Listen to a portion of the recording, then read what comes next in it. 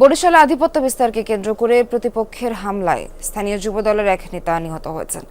আহত হয়েছেন দুজন। রোববার রাতে নগরীর কাউনিয়া এলাকায় ঘটনা ঘটে। এলাকাবাসী ও প্রত্যক্ষদর্শীরা জানায় আধিপত্য বিস্তার, চাঁদাবাজি সহ বিভিন্ন বিষয় নিয়ে ৩ নম্বর ওয়ার্ড যুবদলের যুগ্ম আহ্বায়ক সুরুজ গাজীর সাথে দ্বন্দ্ব চলছিল একই ওয়ার্ডের স্বেচ্ছাসেবক দলের আহ্বায়ক শাহিন মিয়ার। এর জের ধরে রোববার রাত 8:30টার দিকে সুরুজ ও তার লোকজনের ওপর হামলা চালায় শাহিন ও তার অনুসারীরা। কুপিয়ে আহত করে সুরজ, নয়ন ও জাহিদ নামের ৩ জনকে। পরে চিকিৎসাধীন অবস্থায় মারা যান সুরজ। হত্যাকাণ্ডে জড়িতদের ধরতে কাজ চলছে বলে জানিয়েছে পুলিশ।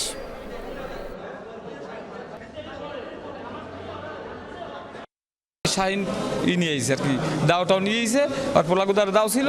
আমরা ওই পরিবেশ পরিস্থিতি আমরা নিয়ন্ত্রণ করার চেষ্টা করছি। সুরজরা প্রথম কোপ দিছে, আমার মনে হয় পায়ে দিতে পারে বা হাতেও দিতে পারে। দেওয়ার পরে ও পইরা গেছে, পইরা যাওয়ার পরে ইচ্ছা মতন কোফাইয়া মাইরে ফেলাই চলে গেছে। এলাকায় যেখানে ঘটনা ঘটছে সেখানে আমাদের সিনিয়র স্যাররা আছেন, অফিসার ফোর্স এলাকায় আছে।